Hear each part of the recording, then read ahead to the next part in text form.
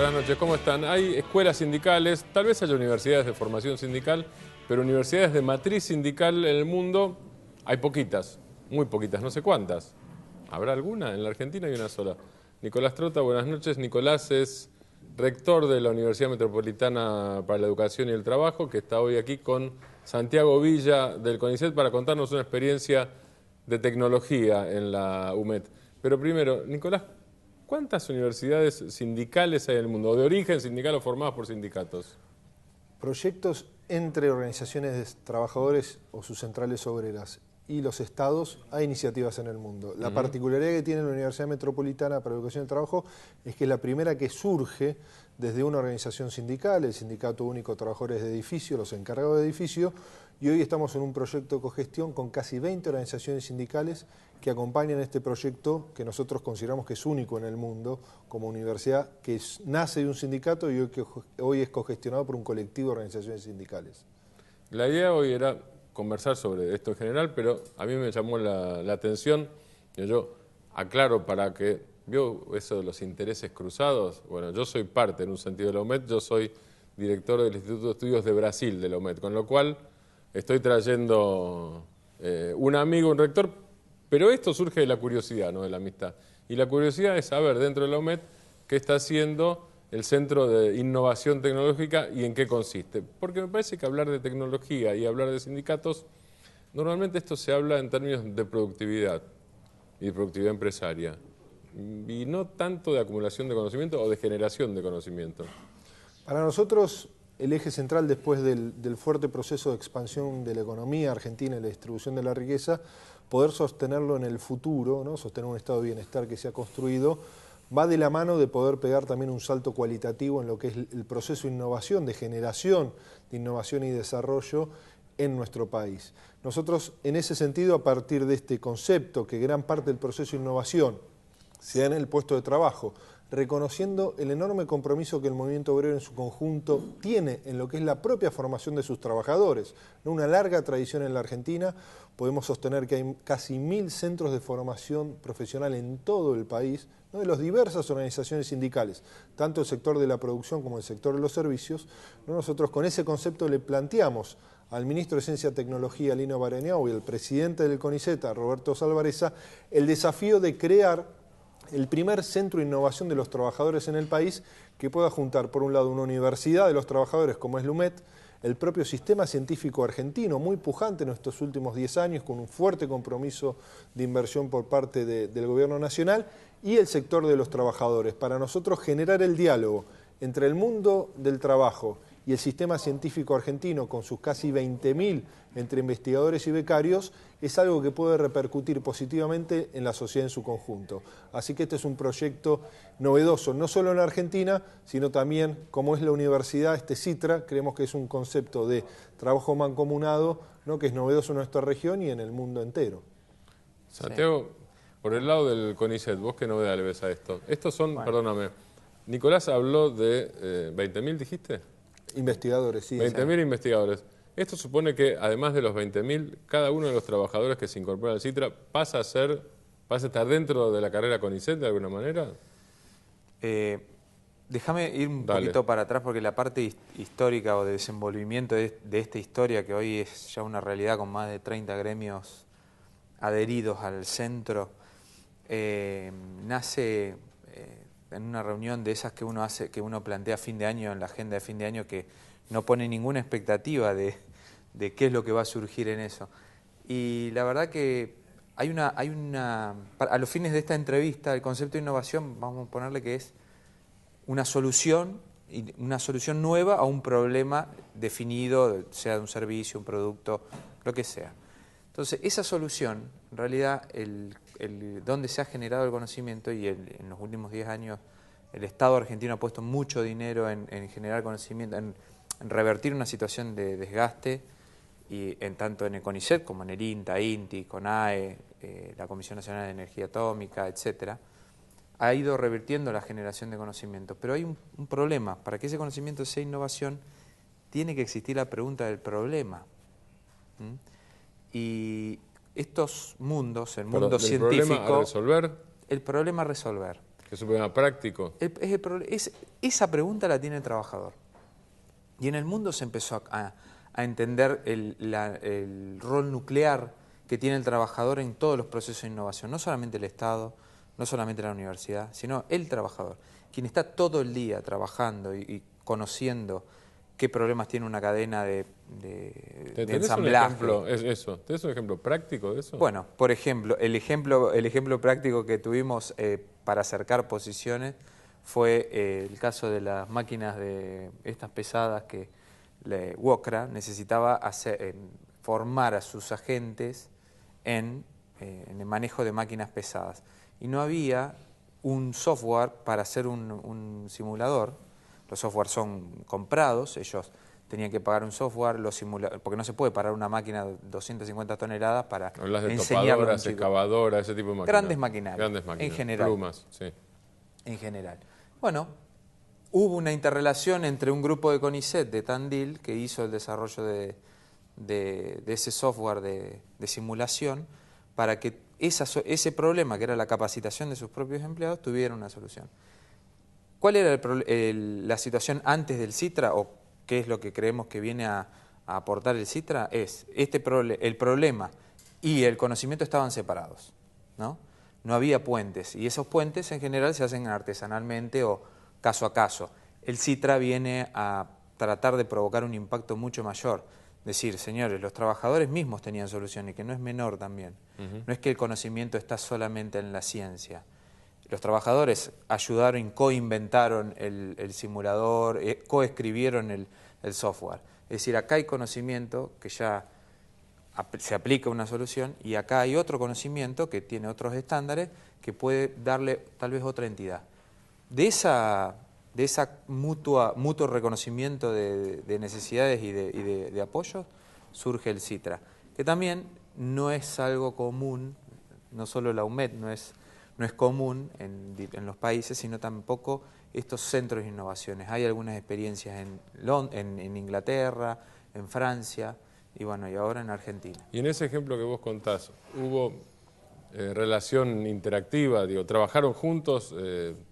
Trabajaron juntos por fuera de este ámbito CITRA. Los científicos,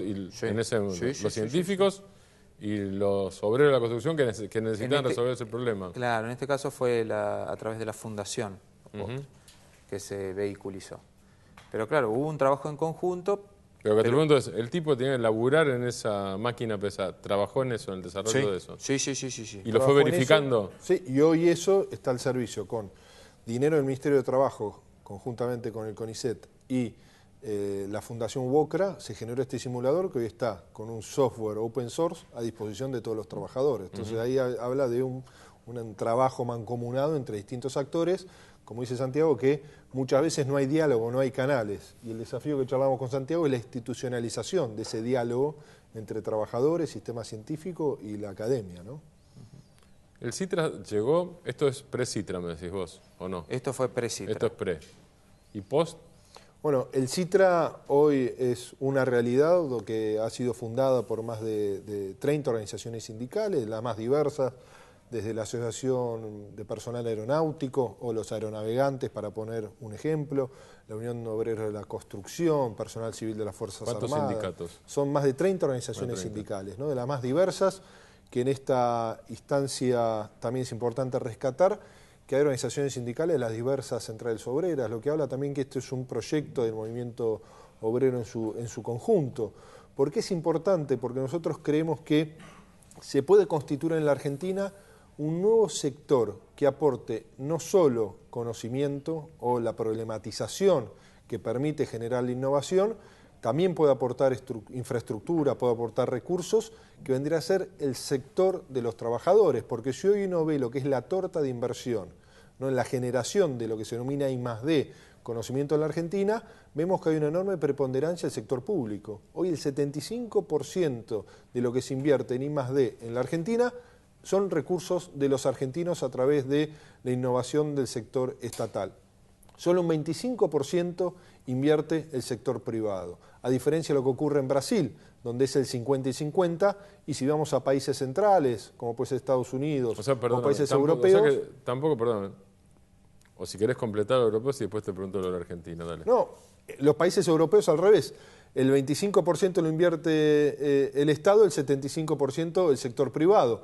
Nosotros creemos que el mundo de los trabajadores, el mundo del trabajo puede impulsar también mayor compromiso del sector privado en la generación de conocimiento, que es lo que nos puede permitir a nosotros sostener un modelo de crecimiento con equidad, ¿no? Porque hoy las sociedades avanzan a partir del conocimiento. Y el conocimiento no es solo vinculado a lo que uno puede pensar, la generación de computadoras o la generación de maquinaria. El conocimiento está disperso en todos los sectores de la economía, hay que saber maximizarlo y nosotros creemos en ese sentido que el CITRA puede ser un vehículo entre tantos otros que puede colaborar en ese sentido. Si nosotros pensamos la enorme potencialidad que podemos encontrar en la búsqueda de procesos de innovación en los distintos centros de formación profesional que están diseminados en todo el territorio argentino, es enorme. Y ahí lo conversamos varias veces, tanto con el ministro de Trabajo, Carlos Tomada, como con el secretario de Empleo, Matías Barrotavenia, que ahí creemos que también hay un trabajo interministerial entre el Ministerio de Ciencia y Tecnología y el propio Ministerio del Trabajo en la búsqueda de innovación en manos de los trabajadores.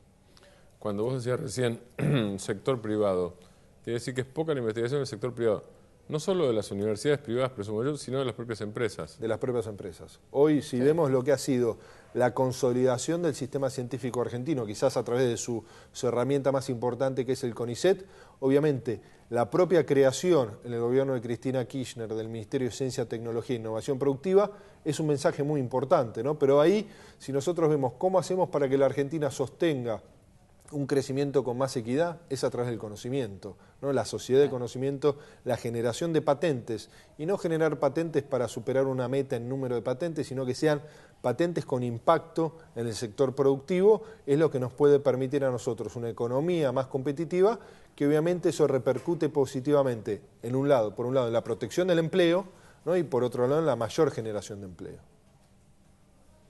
Te iba a preguntar también, en el caso de la relación de la Argentina y Europa, por ejemplo, que es lo que Nicolás acaba de plantear como comparación, o Brasil en todo caso, pero tomemos el caso europeo. ¿Por qué en Europa la industria privada sí interviene porque lo necesita? Mira, desde ya que es sumamente complejo hablar del fenómeno de la inversión en innovación porque... Sí. Primero es complejo determinar cuál de los números o referencias son realmente ciertos o no. A veces hay empresas que no te informan necesariamente lo que están gastando en innovación. Pero, a ver, creo que para nuestro caso, y me parece más importante, y para lo que se ve que funciona en Estados Unidos, en Europa, en Israel, etcétera, el Estado siempre juega... Es como que hay dos partidos. El Estado juega un partido, lo juega en Estados Unidos, en Europa, en Israel y en donde quieras buscar un país altamente innovador, que es en la etapa de mayor riesgo, que es la generación de conocimiento. Siempre hay, sea a través de subvenciones a universidades o a instituciones, laboratorios públicos, grandes instituciones, no sé, Max Planck, hay millones de casos. Ahí hay una inversión a pérdida, diría casi completa, por parte del Estado. Pero lo que existe de la parte privada, que es un poco lo que nosotros estamos queriendo impulsar también, es una mayor conciencia de que ese conocimiento puede ser tomado, no es en sí mismo ese conocimiento generado de innovación. La empresa nunca, así como los trabajadores, no quedan fuera de este conocimiento y de la creación de la innovación, que era un poco lo que vos me preguntabas, sí. ¿No? Nunca. O sea, este conocimiento nace de una manera disperso, no aplica a una solución concreta. El que tiene mucha información que es necesaria para que esto se transforme en innovación es el trabajador o la empresa. En ese proceso de innovación que es de involucramiento, de vinculación de la empresa, se tiene que abrir, te tiene que contar sus proyectos, sus secretos, de alguna manera confiarlo. Ahí es donde, bueno, un poco todavía nosotros notamos no solo que no se invierte dinero, sino también que hay como una especie de resistencia. Particularmente, en el caso de mi función como director de vinculación tecnológica, eso es lo que nosotros hacemos. Justamente ponemos a disposición el conocimiento generado en CONICET, patentes, etcétera, a las empresas. Ahora, ese poner a disposición, en la puerta no hay ni 5 personas golpeando para decir, che, mira qué interesante la ciencia de CONICET. No, qué? hay que salir. Porque Una es esto que vos decís. Para pedir, supongo yo, para golpear la puerta tenés que abrir la tuya después. Esto es una parte de lo que vos decías. Claro, bien, pero a la vez no solo tenés que abrirla, tenés que tenerla bien luminosa, sí. tenés que generar un ambiente, porque la innovación se produce en general en un proceso que vos le estás diciendo a una persona, cambia algo. Esa persona, digamos, tomemos un empresario dispuesto, con ganas, tiene que dejar de hacer algo que le funciona, Sí. para hacer algo que vos crees que Sí. va a ser mejor, Sí. que le va a generar más rédito y demás. Entonces lo primero que tenés que hacer es convencerlo. Esto es una especie de relación de parejas, o sea, tenés que convencer, vamos, salgamos con estas chicas, te presento un amigo, te presento una amiga, tenés que empezar a conocer, o sea, hay mucha inversión personal. Y lo cierto que en Argentina nosotros notamos de que hay todavía una fuerte aversión. En los países una fuerte aversión a involucrarse con lo público en general, con las universidades, con los científicos, con el sistema. En cambio, en los países desarrollados ya todos asumen, cualquier empresario, pequeño, mediano, grande, asume que puede ir a golpear las puertas del MIT y algo seguro que va a haber, y no necesariamente va a encontrar su respuesta, pero algo va a encontrar de interés y sabe que esa puerta está abierta. Es decir, se ha generado, si se quiere, la cultura de la innovación. Yo creo que acá estamos camino a eso. Una vez que nosotros un poco bromeamos y decimos que la innovación es algo difícil de contraer, como es una enfermedad algo difícil de contraer, pero una vez que la contraes no te curas más. Es decir, si uno estudia las empresas o los organismos que también son fuertes demandantes de innovación, los organismos públicos, si uno estudia los casos, tardan en darse, pero una vez que se dan, esa persona vuelve por más. Creemos que eso es acá, en el mundo es similar, uno comparte con otros representantes de oficinas, de transferencia de tecnología. Perdóname, Santiago, la idea, Nicolás, es que el CITRA se transforme en un lugar a donde acudan o empresas o trabajadores en búsqueda de solución de problemas. Por un lado, que se empiece a problematizar para que en el diálogo entre los dos mundos podamos hacer que también el propio sistema científico argentino, ¿no?, ponga sus recursos, tanto humanos como económicos, en la búsqueda de innovaciones de alto impacto en nuestra economía. El CITRA está empezando con 2 líneas madres de investigación, que van a estar a cargo de 2 investigadores principales del CONICET, una más vinculada a las ciencias duras, que va a estar Faustino Sinieris, que es un bioquímico investigador principal del CONICET, y otra más vinculada a las ciencias sociales, que va a estar Julio Nefa, otro investigador principal del CONICET. Por ejemplo, ¿no?, un primer servicio que va a tener el CITRA, ¿no?, que surge de una idea propuesta y llevada por los propios trabajadores del SUBTE, los metrodelegados al Ministerio de Ciencia y Tecnología, es el hecho de poder tener un laboratorio que mida las condiciones de trabajo de los distintos sectores de la economía, para que los propios trabajadores, al momento de negociar sus convenios colectivos, puedan tener en forma científica, ¿no?, la información necesaria para ver qué hay que modificar, ¿no?, en la conducta laboral que ellos están teniendo para que no afecte tu salud. Tanto ruido, etc. Lo que hablábamos con Beto Pianelli, ¿no?, el secretario general del sindicato, y también con el secretario general del sindicato de personal aeronáutico, por ejemplo, el impacto negativo que tiene en la salud de los trabajadores que están en pista, ¿no?, el caucho al momento de aterrizar los aviones que queda suspendido en el aire, ¿no?, ellos tienen estudios que saben que eso produce cáncer, ¿no?, porque es lo que respiran los trabajadores hora tras hora. Y la idea, perdóname a ver si te entiendo bien, la idea, porque normalmente un sindicato toma eso para negociar convenio colectivo, esa es una parte. La idea es que también trata de resolver el tema del caucho que queda en suspensión. Ese es el fondo de la cuestión. ¿Es eso? Lamentablemente en nuestro país muchas veces lo que se hace al momento de negociar colectivamente se tarifa el impacto negativo en la salud del trabajador. Claro. Nosotros decimos que pero sigue impactando en general. Pero sigue impactando. Por eso los trabajadores del subte, en vez de trabajar 8 horas, trabajan 6 y se les paga por 8. Sí. Nosotros decimos lo que hay que hacer es... Y las 6 la trabajan, perdóname... Con impacto negativo en salud. Entonces nosotros decimos, hay que determinar dónde y por qué se produce el impacto y que el CITRA también genere las herramientas necesarias para modificar las condiciones laborales para que no haya un impacto negativo. No que haya una tarifa por el impacto negativo en la salud, sino que deje de existir ese impacto negativo. Obviamente es romper también un paradigma, ¿no?, laboral que hay en la Argentina, pero no tenemos duda que con el compromiso de los trabajadores, vinculándolo al sistema científico argentino, lo podemos lograr. Obviamente no es algo de un día para el otro, sino va a requerir un trabajo mancomunado entre los distintos actores. Si no es un criterio de compensación por daños en vida, pero es lo mismo, es un criterio de compensación por daños. ¿No? Entonces ahí nosotros... Que es mejor que la nada, por supuesto. Por supuesto, bueno, y eso es, ha sido también algo generado por los propios trabajadores del subte, el hecho de que su propio desarrollo laboral se determine como insalubre. Bueno, pero ahí para nosotros romper ese paradigma va a ser un punto central. Pero el hecho también de, no solo en esta condición, sino el propio hecho, que para nosotros es fundamental, que es a lo largo del tiempo poder generar innovaciones que puedan traducirse en patentes. Patentes que producen una riqueza y que esa riqueza, la propiedad de esa patente, no quede solo en manos del empleador, sino que sea una propiedad común entre el trabajador, las organizaciones sindicales y el sistema científico argentino.